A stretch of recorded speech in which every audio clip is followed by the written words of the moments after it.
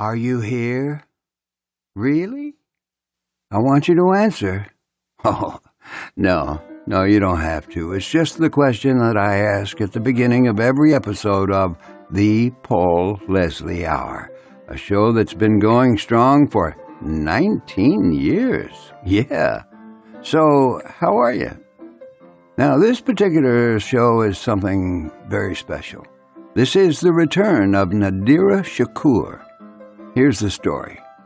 Mailboat Records recording artist, singer, and entertainer Nadirah Shakoor came into the studio to talk about her record, Nod to the Storyteller. She did some great material on the album, including a lot of Jimmy Buffett songs. That album came out on Mailboat Records. Do you have a copy?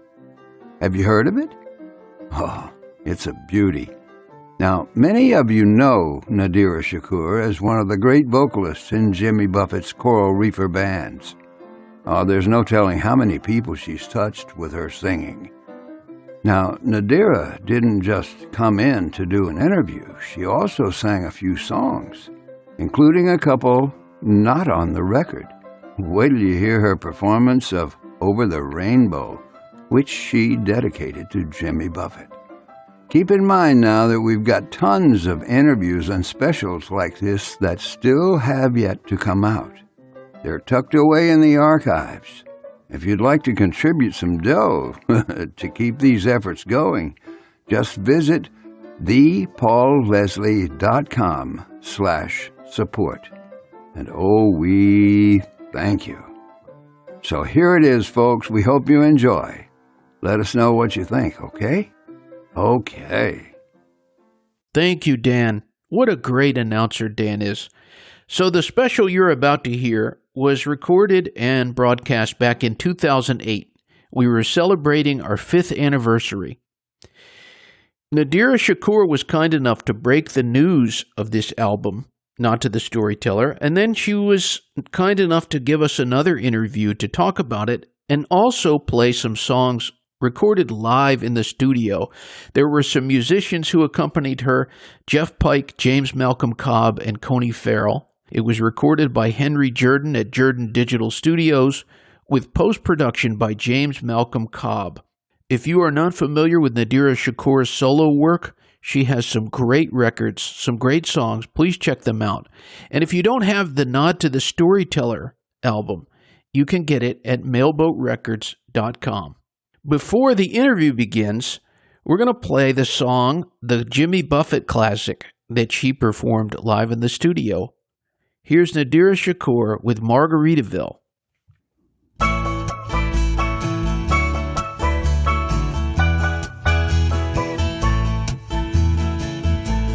Nibbling on sponge cake,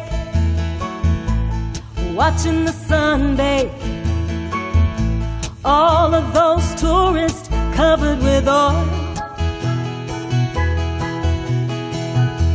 strumming my 6 string on my front porch swing.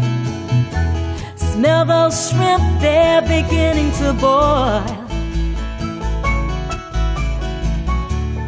Wasted away again in Margaritaville, searching for my lost shaker of salt. Salt shake, salt shake, salt shake. Some people claim that there's a woman to blame, but I know it's somebody's fault.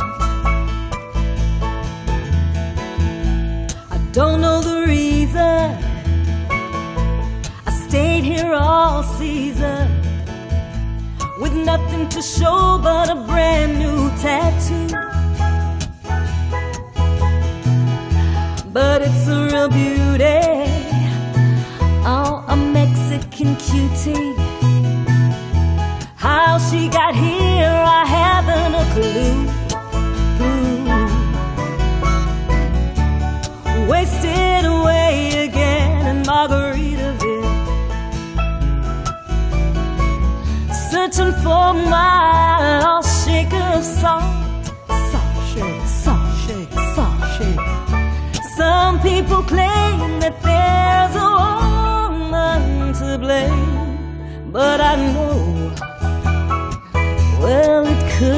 my fault.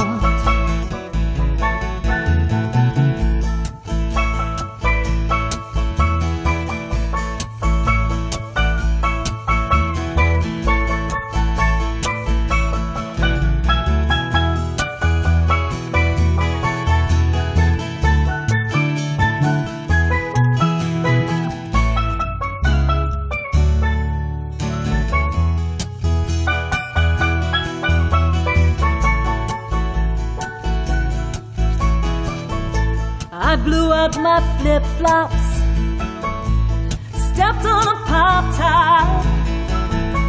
I cracked my heel, I had to cruise on back home. But there's booze in a blender, soon it will render that frozen concoction that helps me hang on. Wasted away again in Margaritaville, searching for my lost shaker of salt. Salt shake, salt shake, salt shake. Some people claim that there's a woman to blame, but I know this is all Jimmy's fault. Yeah. Some people claim that there's a woman to blame, but I know it's my own damn fault.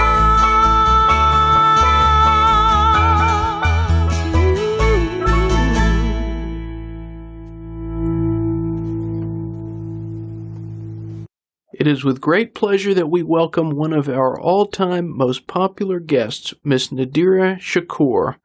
We are celebrating not only the release of her new album, Nod to the Storyteller, on Mailboat Records, but also 5 years of our show. So it is with great pleasure we welcome the very lovely, the very talented Miss Nadirah Shakoor. Thank you, Paul. Hi, everybody. Congratulations on the new record, and thank you so much for joining us. Thank you. I'm so glad to be here. So the new album is out, Nod to the Storyteller. I was hoping you could tell us how the idea for that album was conceived. Well, Jimmy and I have talked about doing a record together, sort of together, for a long time. And one night we were having a party in Boston, actually. And he said, you know, Nadirah, this was after a martini, you should do a record of cover some of my songs. And I said, that sounds good to me. And so we did. I think that was about a year and a half ago, maybe 2 years. It's such a great title. Who came up with the title for the album, Nod to the Storyteller? I did. I wanted it to be something that alluded to the fact that it was a tribute to Jimmy, who is, as we know, one of the great storytellers. And a nod is just like, a nod. Props. A tribute of sorts. Yeah. Of the songs on the album, is there one in your mind that stands out that you especially like? Well, I wrote a song called Give Henry the Receipt. I really like that one, and people seem to like it a lot. But I like the little twist we did on Son of a Son, and I love both Mac's songs. I don't know. I like the whole album. I can't choose. I'm sorry. You mentioned the two Mac McAnally songs, and they're People Call Me Jesus, which I believe was the first song he ever wrote. Correct. And also Let Him Go. Tell me about how you discovered those songs. Well, they were both on his first album, and I asked him, I've been asking Mac actually for years to write me a song, but and hopefully one day he will. But he gave me his first album, and I listened to it, and there was such an innocence, a quality of innocence that I really liked. And I chose those two songs, and it just happened to be the first and second song he ever wrote. He wrote People Call Me Jesus. He said one day he just went to the church, which was always open. It was one night, actually. And he got on the piano, and he just started playing. And then he said, wow, I guess this is how people write songs. They just start singing. And then I guess it took a couple years for the next one to come, but it's a great song too, Let Him Go. So I chose them both. Very interesting. I was hoping you could tell us the last time you were a guest on our program. We didn't delve into this too much, but I was hoping you could talk about your influences as a vocalist. Well, I grew up in Texas. Well, I didn't grow up in Texas, but we started off in San Antonio, and there was a lot of Motown played in the house. So I think all the women of Motown and the women of the 60s, the singing groups like Diana Ross and the Supremes and Mary Wells, and those girls were my first and earliest influences. And we moved to California later, and I started listening to more Stevie Wonder and Donny Hathaway and Chaka Khan. And when I was about 12, as a matter of fact, my father brought a record home for me to learn, and it was Dionne Warwick. So I love her too. A lot of great influences there. The interesting thing about this album, Nod to the Storyteller, is that the recording was split into 3 different bands, which I found very interesting. Tell us a little bit about that. Well, Jimmy, first he wanted to do like a 3-piece, a little trio, and he gave me this album. I wish I could remember the artist, but it was a French artist, a woman who did most of her recording with a trio. And I listened to it, and it was very cool. And so I said, well, if we're going to use a trio, I would love to use Sonny Landreth's band because I just think they're great. And he said that was a great idea. But as we got into choosing of the songs, we just kind of wanted different sounds, Mac and I. So we chose to do, and we didn't want to do all of Jimmy's songs with Jimmy's band because we wanted them to be different, a little different, and we didn't want them to feel like, oh, we're playing these same songs again for someone else. So we decided to use the 3 bands. We used my band, which is called Outside Art, and they're based in California, most of them, some of them in Atlanta, and we used Jimmy's band for some of his stuff and Mac's stuff, and then we used Sonny's band for songs like Volcano. Very interesting. So tell us, how did you pick the songs for the album? Well, I was a little overwhelmed in the beginning because he has so many songs to choose from. So I first called Savannah, Jimmy's daughter, and asked her if she would come up with a preliminary list because she knows me, my voice, and of course her father's music. And I thought she has a great ear. I love Savannah's music that she plays. Sometimes when we have parties, she'll DJ. And I knew she would do a good job. So she gave me a list of 28 songs, which I then took to Jimmy, and he looked it over and picked the ones that he thought would be good and added some and subtracted some. And from there, I asked some of the guys in the band. I asked Michael Utley, I asked almost everybody in the band. I mean, I could have just sat down and listened to about 500 of his songs, but I thought it was easier to ask those who already knew. And then between those choices, Mac, Jimmy, and Savannah, I kind of narrowed it down, and then I went to BuffettNews.com, and I asked the parrot heads to tell me what songs have really meant something to them, not just what their favorite were, but what songs have really meant something in their life and why. And so they did that, and they were really, really helpful. And then we took all of that together and threw it in a hat, and then I chose 14 songs. Were there any songs that you wanted to record that got, just because of the simple reason that there wasn't enough space, was there any that you sit there and you I wonder what that would have come out like? Oh, there's many, but I'm hoping to do them on the next CD. Ah. While we're talking about Mr. Buffett, do you think that there is more than meets the eye when it comes to Jimmy Buffett? Do you think there's more than people realize? And by people, I mean the general public. Well, when you say the general public, do you mean his fans or people that don't really know much about him? A little bit of both. Because I think everybody knows Jimmy's, he has his causes that are dear to him. Sea Life, the Manatees, and he has Singing for Change, which every show we do, $1 if each ticket goes towards that. And that can go to different nonprofit organizations. And he helps us out when we need it. He'll pay for our lawyers, tax attorneys. When we get in a little financial trouble, he's always there. Not that we always do, but I have. And he's been Johnny on the spot, whatever, so. I think he's one of the best and greatest fathers I've ever met. And if you meet his children, you could only agree they're very sweet children. They don't have that "I'm rich and you're not" kind of mentality. They're just good people. I think I consider Jimmy a friend, so I think there's probably a lot more than people know. Wow, very nice. You're listening to the Nadirah Shakoor Live in the Studio special on the Paul Leslie Hour. So now we'd like to do Frenchman for the Night.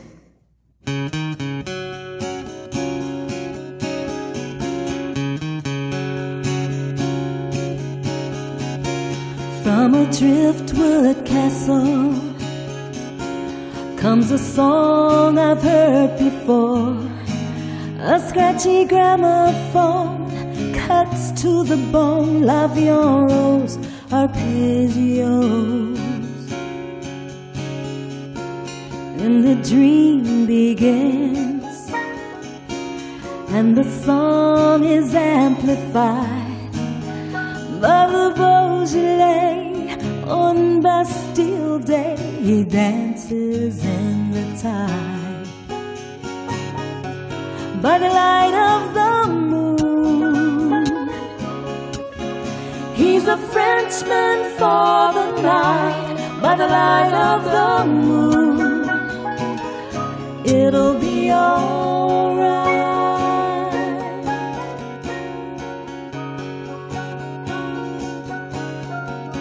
Well, it takes him back to the days of love and war, and the girl he knew with eyes of blue waiting by the shore.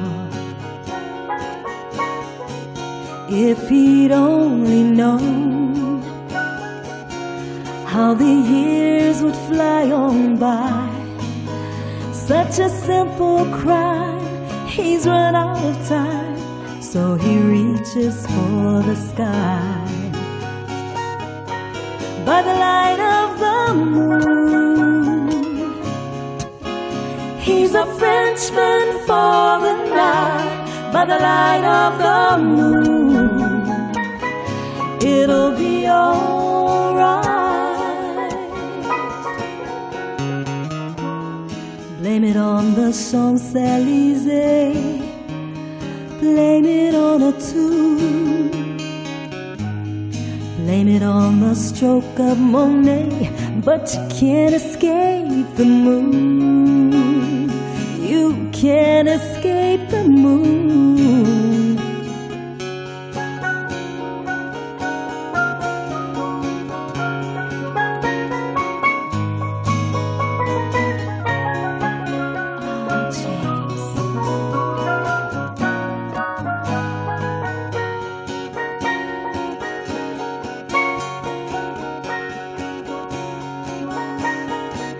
He sees the stars above as the floor to heaven's light, while the angels taunt c'est tout vivant. He's a Frenchman for the night.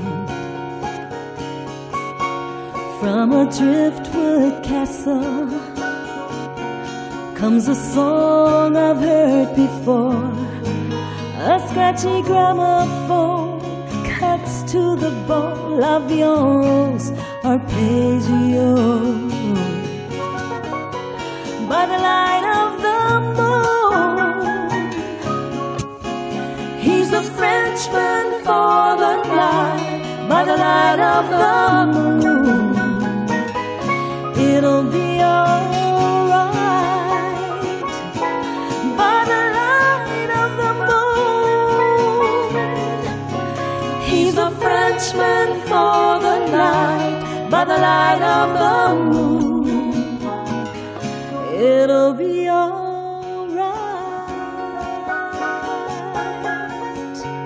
La la la, la la la la.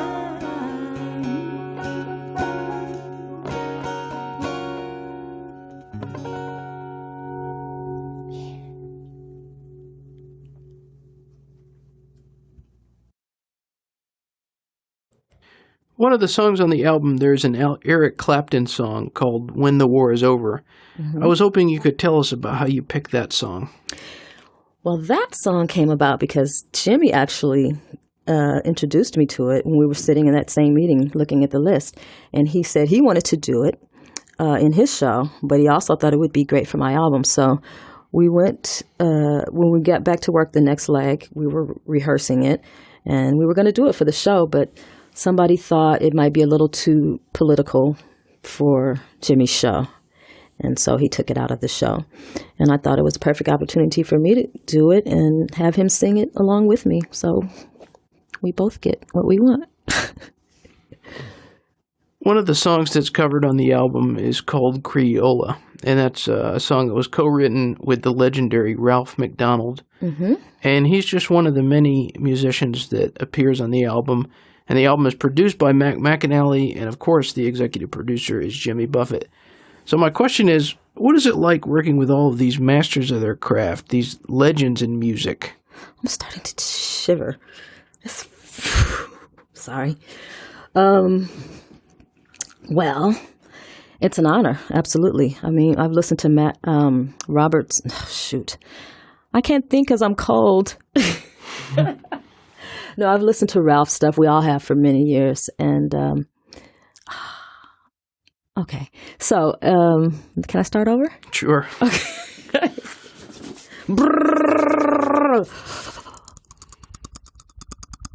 That's the sound of my teeth chattering. It's really an honor to work with some of those guys, all of them. I mean, everybody on the stage is really good at what they do, and I'm honored to work with each and every one of them. Ralph, I mean, Where is the Love? Just the two of us. I mean, you all know his stuff, Mr. Magic. And I also had the opportunity to sing on a couple of his albums, 2 or 3, and go to Trinidad and Japan with him. And then there's Peter, who I've never sang on his records, but every time I go to one of his shows, he has me crying because he plays and sings so beautifully. Robert is the best pan player in the world. I know some people disagree, but he is, in my opinion. And then, I mean, the whole band is just awesome. And Mac McAnally, come on.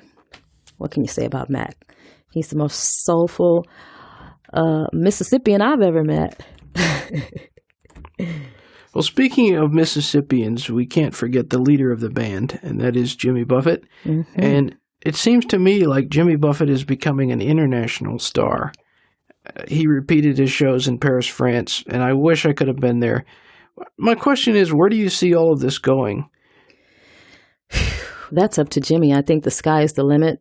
I mean, you'd think that his career would be slowing down, but I only see it getting bigger and bigger and more broad. We're going back to Paris next year, and this time it'll be a bigger venue. And, you know, he travels the world. Hopefully he'll start taking us more places. Yeah, I heard there was talks of London. Oh, yeah? Yeah, that's what I heard. There's a quote from a writer named Tom McGuane that I thought was really fitting, and that was, "The sun has been coming up on Buffett's world for a long time, and among the shadows stand songs and people who are here to stay." And when I think about your album, I think about longevity and the passing on of that message, and it seems to fit. That's a beautiful quote. Since we're recording this at Henry Jordan Studio, there's an original song on the album. I was hoping you could tell us about Give Henry the Receipt. Oh, yeah.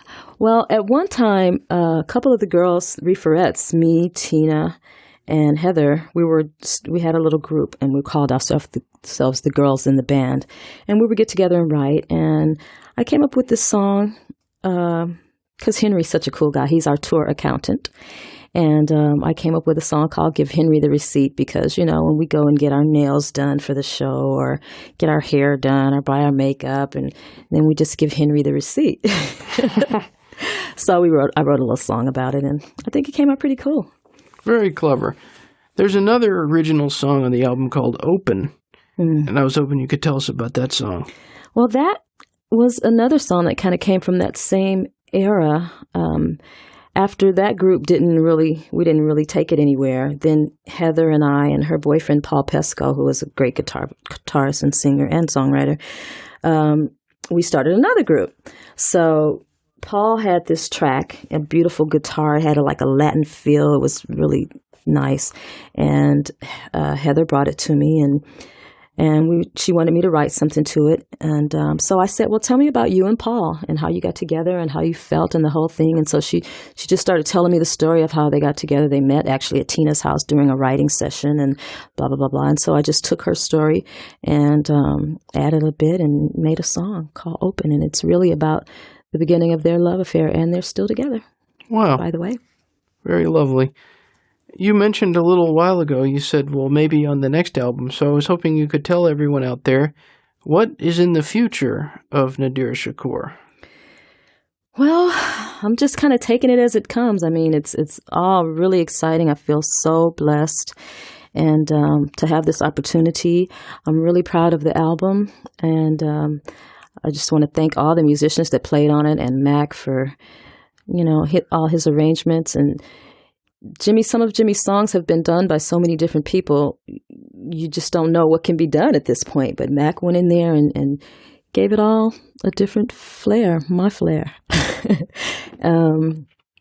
So I hope it does well. We're going to be doing a lot of promotional stuff, some TV, and I'm going to do a Margaritaville tour, all the ones in the States and the Caribbean. Beginning with the CD release celebration, which is October 24th at Margaritaville in Las Vegas, Nevada. Doors at 9, showtime's 10. I hope everybody can come out. Hopefully Mac will play a little something, and Robert. And I got a couple other guests and maybe a surprise or two. Very exciting stuff. You're listening to the special we recorded with Nadirah Shakoor, which featured some songs that were recorded live and unplugged. This is an original song that they did. The Howard she mentions was Howard Kaufman, a very well-known music manager. He managed Jimmy Buffett for many years and has sadly since passed away. So sometimes I refer to this next song as Howard's song since I wrote it for him. But the written title is Love Song.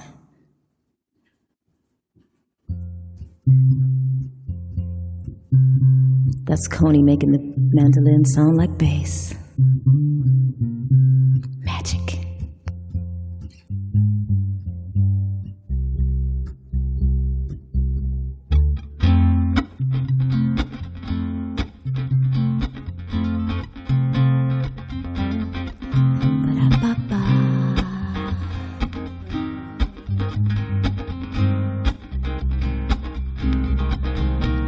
I really want to write a love song, but every time I try the world calls, shifting my hand, guiding my pen. I really want to write a love song, but every time I try some other cause hijacks my choice, using my voice. Ooh.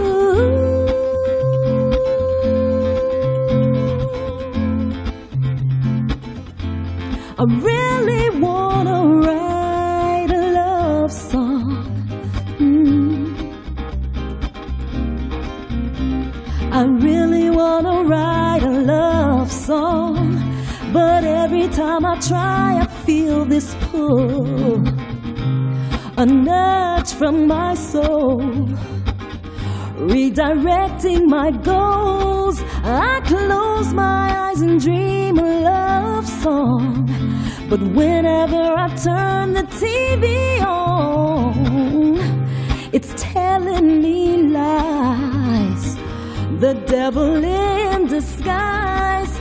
Ooh.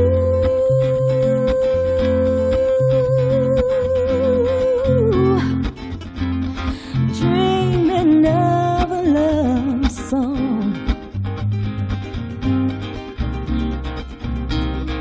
Love song.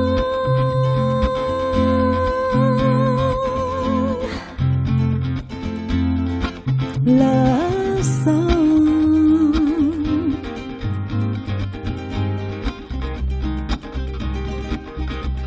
I'd really like to hear a love song but someone must have broken my radio, 'cause it plays the same 5 songs, and all the love is gone.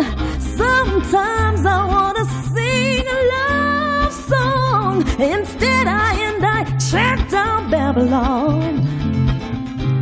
We need some relief. Lord have mercy.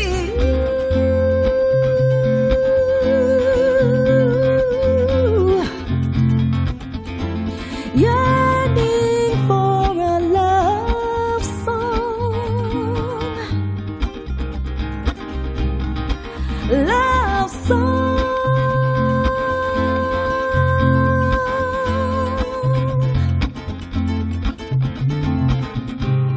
Love song.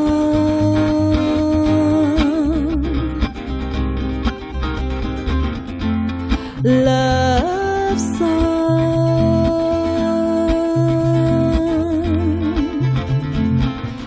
A love song.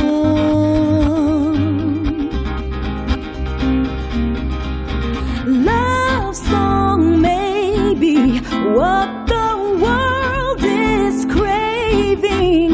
Simple melodies. May I write one, please?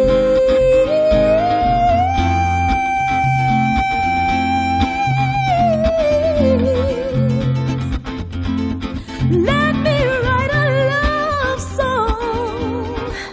Oh, love song.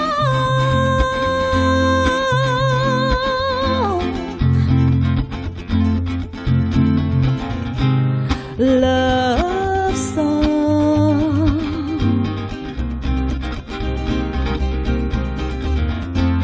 Love song.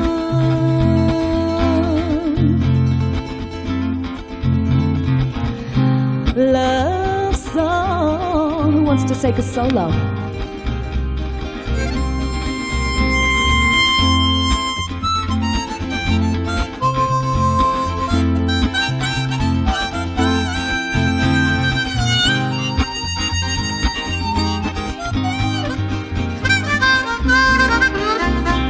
Get funky. I really wanna write a love song, but every time I try, some other cause hijacks my choice, using my voice. I really wanna write a love song, but every time I try, oh, love song. Love song.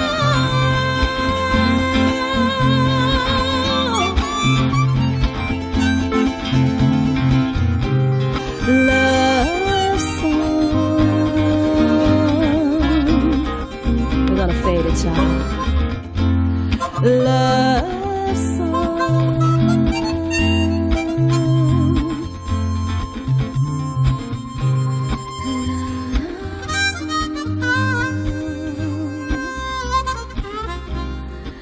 Love song. Thank you. A1A in the house.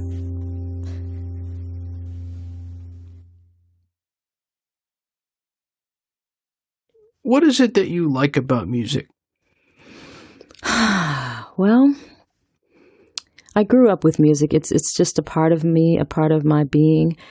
My father was a musician. I have lots of musicians and singers in the family. If I'm feeling down, I can just sing and lift my spirits. Music can take you from feeling sad to feeling happy, or, it's just, music is a spirit and it moves you. I think it's the universal language. Everyone can understand it. It doesn't matter where you're from. You might not like a particular kind of music, but there's always some music that's going to appeal to everyone. I think it's one of God's blessings to us. Wow, very true.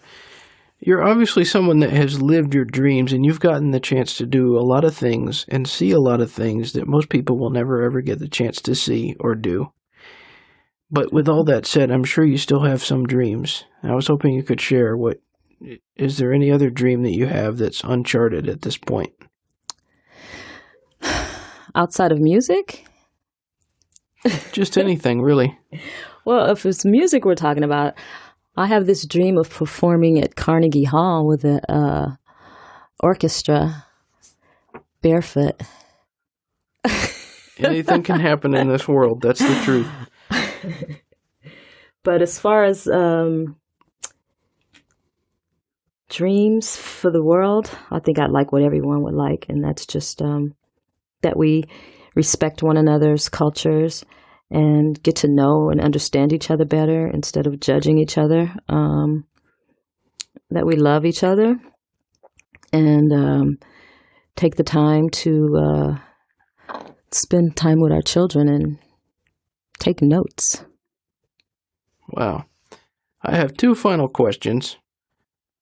I feel you can get a lot about a person from this question. It seems like a simple question, but what is your all-time favorite meal?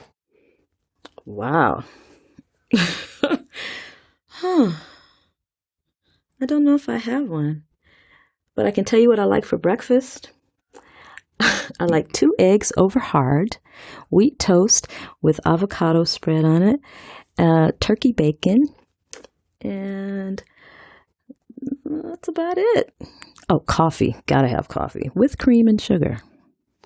All right. So my final question, and I do feel that was a telling answer. My final question, as always, this broadcast is going out all over the world. So what would you like to say to all those people that are listening in right now?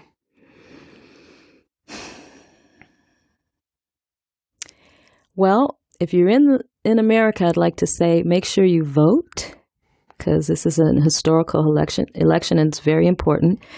To other parts of the world, look out. America is getting better. Interesting. Very interesting answer. Well, Ms. Shakoor, I thank you so much for giving us yet another interview. I thank you for coming and giving so generously of your time. It really means a lot. Thank you for being the first to tell anyone about this album. That's right. This was where it all started. And this is my first interview since. Wow. So it's been an honor. Thank you very much. I'm Thank you. Very touched by everything. I appreciate the opportunity. Thank you. And now Nadirah Shakoor is going to send us all on our way with a song. That's James Cobb on guitar. And there's a very special song that's played at the end of every anniversary show at Time After Island Time. Paul asked me to do it. I've never done it before, but I'm going to do it. And hopefully well. I'd like to dedicate it to Paul, Leslie, and also to Jimmy Buffett. Somewhere Over the Rainbow.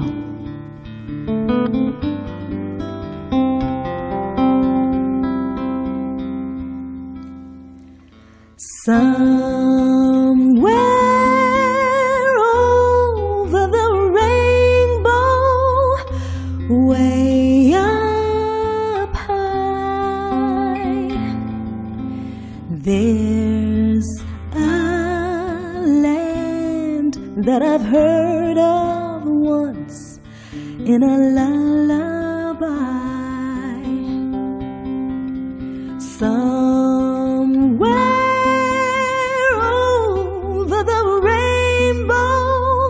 skies are blue, and the dreams that you dare to dream really do come true. Someday I'll wish upon a star and wake up where the clouds are far behind me, where troubles melt like lemon drops away above the chimney tops. That's where you'll find me. Somewhere over the rainbow, bluebirds fly. Birds fly over the rainbow. Why, then oh why can't I? If happy little bluebirds fly beyond the rainbow, why, oh why can't I?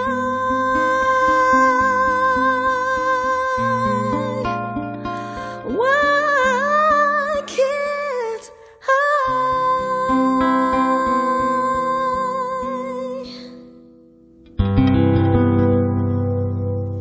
Thank you.